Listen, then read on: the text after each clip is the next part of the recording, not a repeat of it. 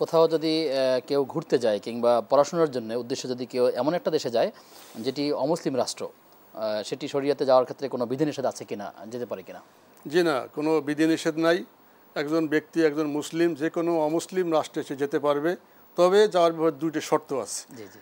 দুইটি শর্ত আছে। একটি শর্ত হলো যেখানে সে যাচ্ছে সেখানে যাওয়ার পরে তার ঈমান আকীদা টিকে থাকবে কিনা, তার ঈমান আকীদার উপর হামলা হবে কিনা, এই একটা শর্ত। 2 নম্বর হলো সেখানে যাওয়ার পরে তিনি যে আল্লাহর ইবাদত বন্দেগী সঠিকভাবে করতে পারবেন কিনা, এই দুইটা শর্ত তা থাকতে হবে। যদি দেখা যায় যে না, সেখানে যাওয়ার পর তার ঈমান আকীদা টিকবে না, সঠিকভাবে ইবাদত বন্দি করতে পারবেন না, তাহলে সেখানে না যাওয়াই ভালো। আর যদি এটা করতে পারেন তাহলে কোনো বিধিনিষেধ নাই।